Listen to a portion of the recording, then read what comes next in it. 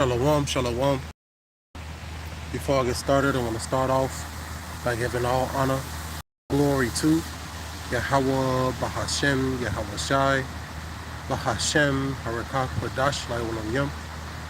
Double honors to my apostles and elders at Great Millstone. Shalom to the elect, the ones out there who are doing this work diligently and chiefly keeping the faith, making your calling and your election sure. All right, without further ado, I'm going to get right into it. The title of this one is called, It Is All Temporary.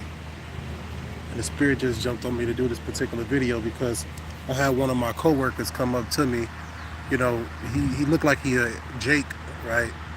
But he came up to me and he said, pretty much, you know, this job is only temporary. It's not the end-all, be-all. And it stuck with me, you know. Now, I don't know if he's in the truth or not, you know, and I'm not going to ask him. Of course not. But, you know, people around you, whether they're in the truth or not, they'll come to you and they'll say certain things that can inspire lessons. And that's this case right here. All right. That's where I got this title from.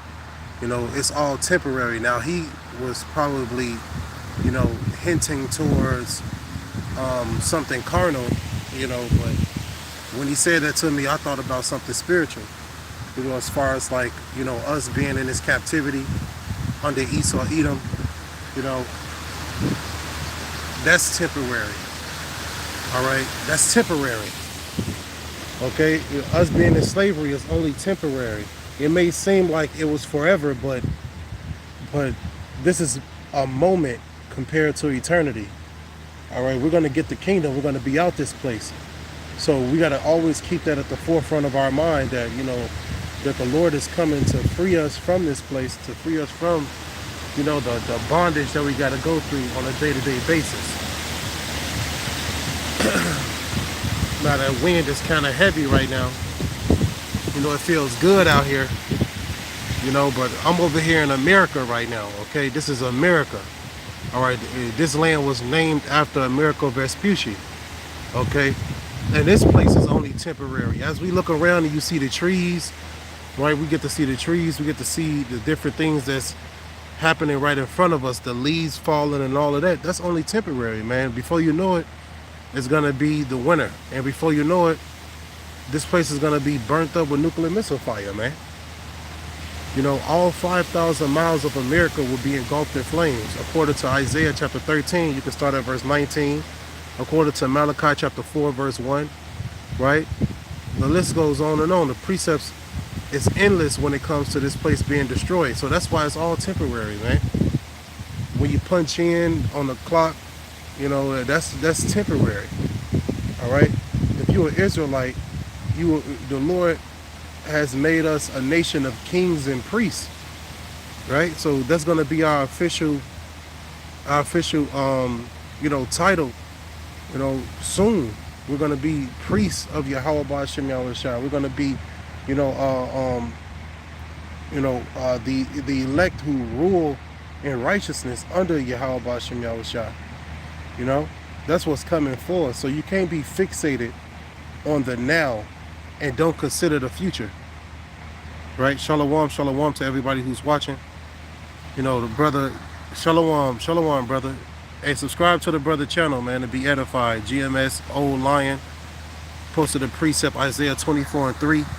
The land shall be utterly emptied and utterly spoiled, for the Lord spoken his word. You see? So the Lord has spoken, man.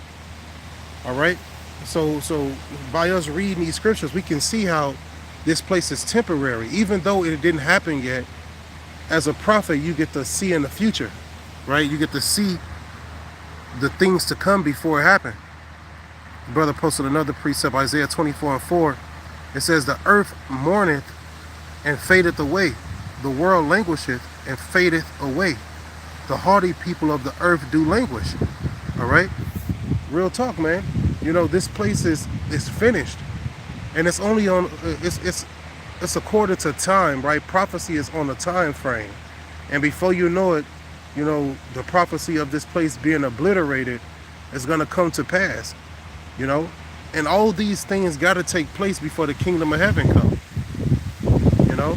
Jacob's trouble, right? Jacob's trouble got to pass, all right?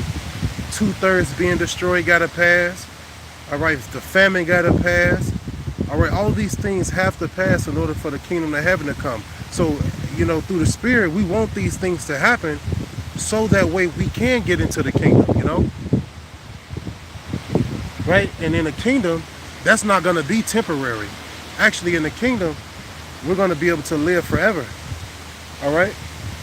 We're going to rule forever.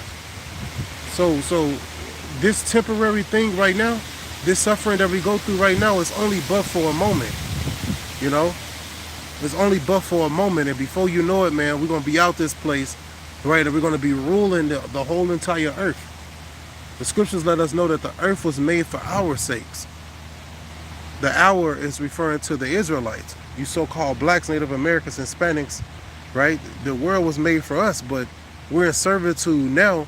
But this temporary slavery is going to change, and we're going to have these nations in slavery forever. That's in the scriptures, man.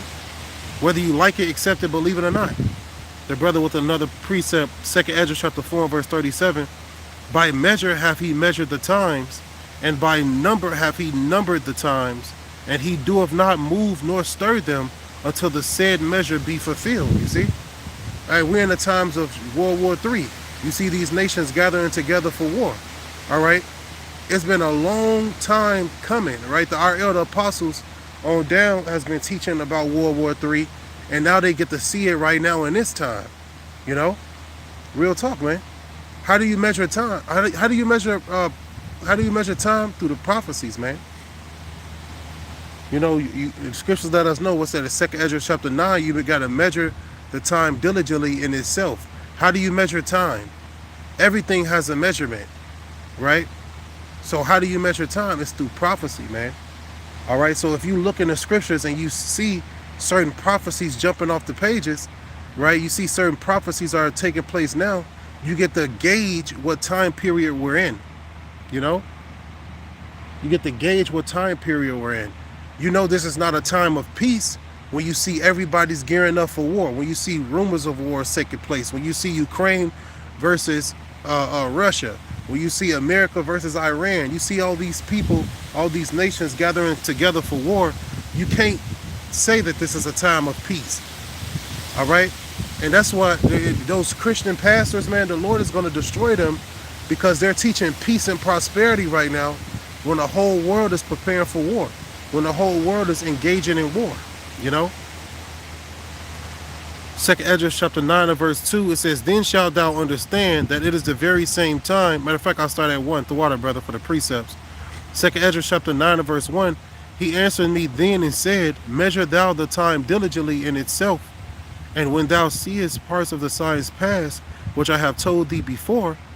Verse 2, then shalt thou understand that it is the very same time wherein the highest will begin to visit the world which he made. So that's what you see right now, man. The Lord is visiting this place. All right, he said he has a controversy. What's that? Hosea chapter 4 and verse 1, man. The Lord have a controversy with this place, man, because there's no truth, right? The only truth you're getting, right, the 100% truth is really out of GMS. Everybody else, they're teaching wayward doctrines, right? They're not teaching the truth, right? You got false pastors all around you teaching false doctrines, right? And the Lord is going to destroy them for that. All right, those people are temporary too. Look what happened to Al-Azhar. Look what happened to priest Hakan. I mean, what's his name? Hassad, priest Hakan, whatever his name. What is his title? I forgot. Deacon Hakan. That's his title. You know, I remember he was known as priest too as well. Priest Hakan at one point in time, like 5 years ago. You know what I'm saying? But the point is, man, it's all temporary. The scriptures let us know that every tree that our Father did not plant it shall be rooted up. So if you're not teaching in truth and sincerity, if you're not following the Lord, the vine, right? If you're not connected to the vine, you're going to be rooted up, man. You know, the Lord is going to get rid of you.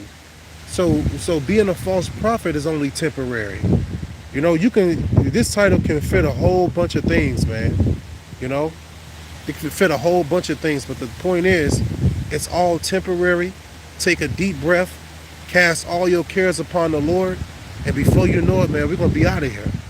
All right, we're gonna be out of here, man, because it's only temporary.